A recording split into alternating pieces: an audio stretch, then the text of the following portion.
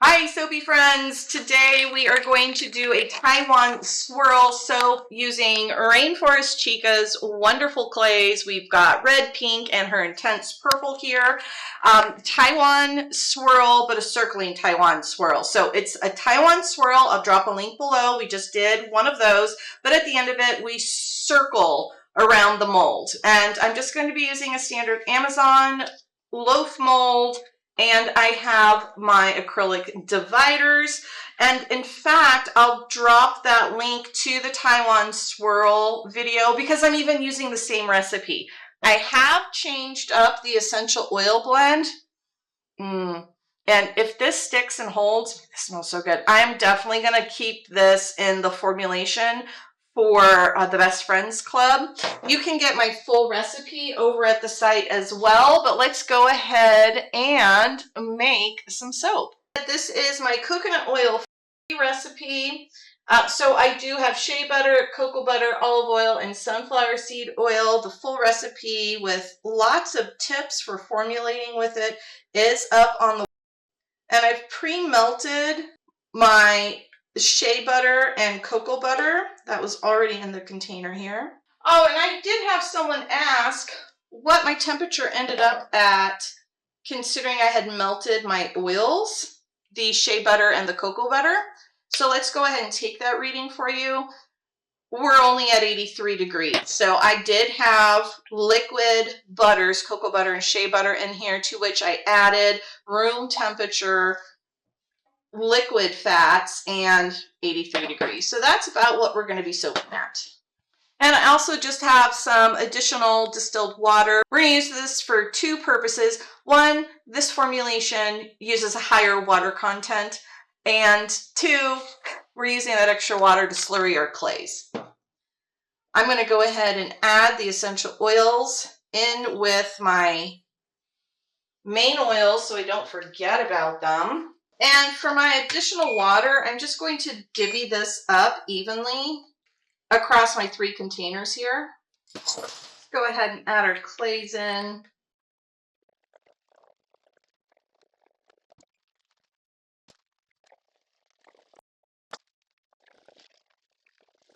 Now, one thing I love about working with Rainforest Chica clays, and clays in general, as long as they are pure clays, is the color you see in the bag is very similar to the color you're going to get in your soap. You'll notice the colors look more intense when they're wet here. That's just a trick of the light. Actually, it's a little bit of color science going on there with reflection and refraction and opacity and translucity.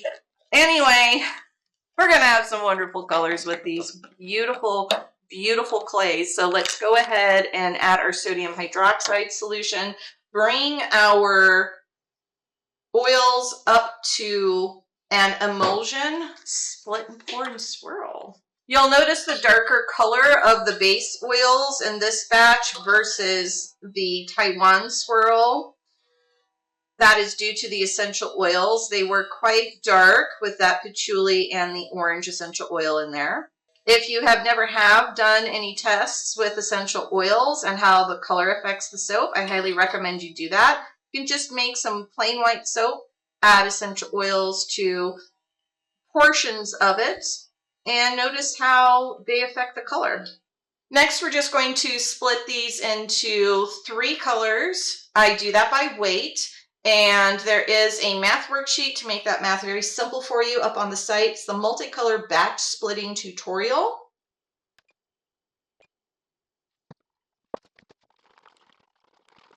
I'm just hand stirring these until all of the clay is incorporated throughout the batter, unincorporated. And as you can see, this is thickening up to more of a medium trace, which was expected due to the essential oil blend I added. But that's one reason why I love this coconut oil free recipe is you do have so much time to work, even with fast tracing ingredients, because it does move so slow. If this had been a coconut oil recipe, I would have been risking soap on a stick here. So I do need to, though, go ahead and get this poured and swirled up.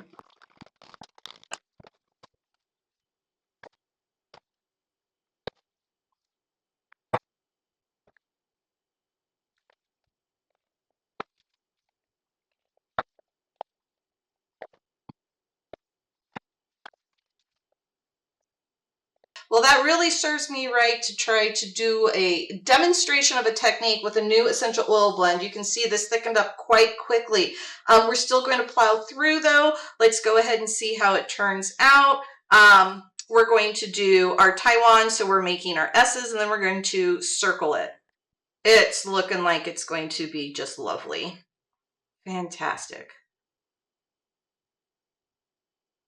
All right, now that I have the Taiwan swirl part done, I'm just going to go in circles. Again, I'm going all the way down, and I'm just going to go around.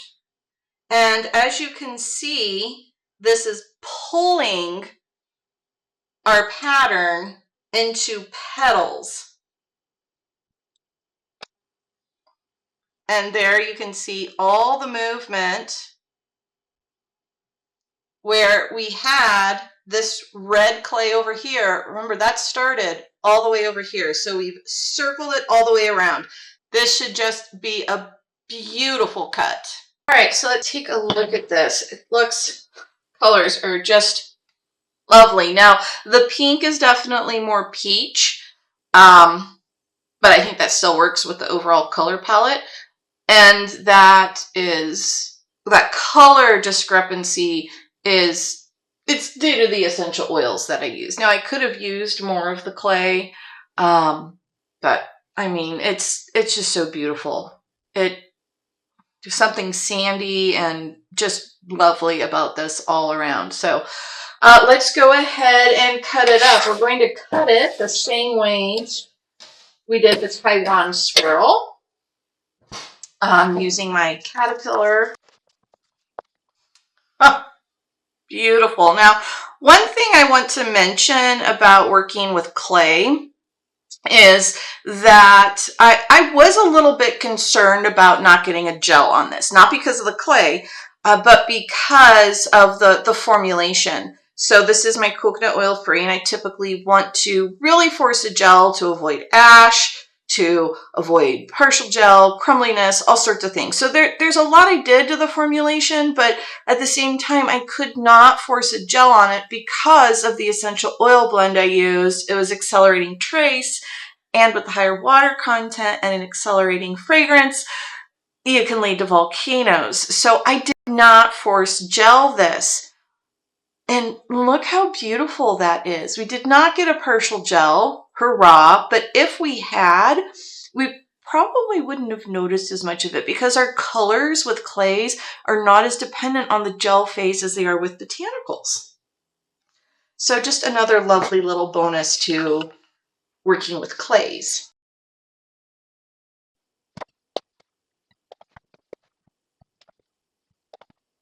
What I've done is I laid the soaps out in the way they were cut with the middle splayed out. So this was the top, this was the bottom of the mold.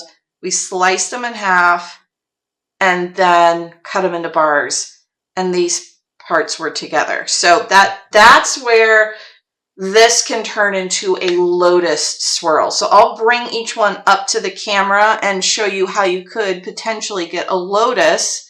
And we have some on the ends, a little bit, not the best lotus, because I didn't swirl. I should have kept going in those circular motions. If you are doing square molds, it's easier to get the lotus flowers in each ones because you're not dealing with the long length. But regardless of whether or not every single bar does a lotus, beautiful, right? Here's what the other side looks like, which is very drastically different because bottom of the mold, top of the mold.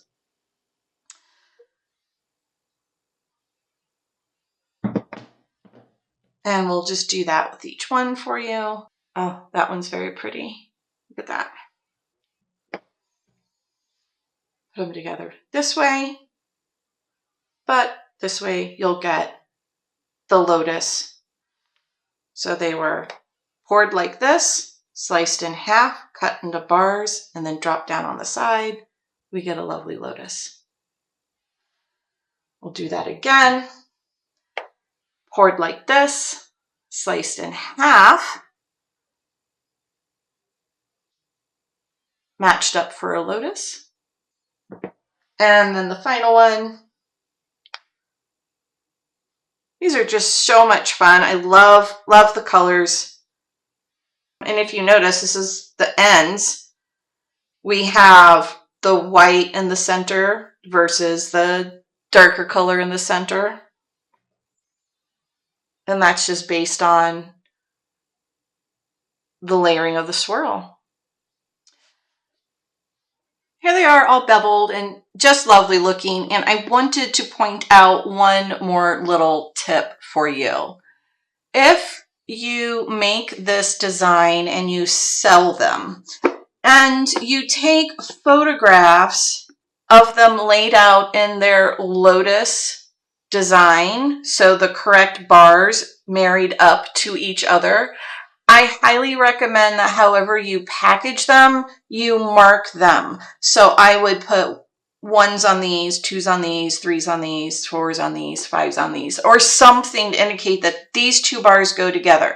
And I say that because I often have customers who will order 2 and then put in a little note at their checkout that they would like a matching set. Or, you know, if you're at a market and they see them like that, they can easily pick them up unless the rest of them are fully wrapped like I do. So just a little tip for you, mark which ones go together. Here's a final photo of these wonderful soaps for you, all set up and about 2 days old. You can kind of see more of that final color. Absolutely love these, super fun. Hope you enjoy this swirl. Can't wait to see what you swirl. And remember, there's more tips and tricks over on the website and in the Best Friends Club. Hope to see you there, my friends. Happy soaping.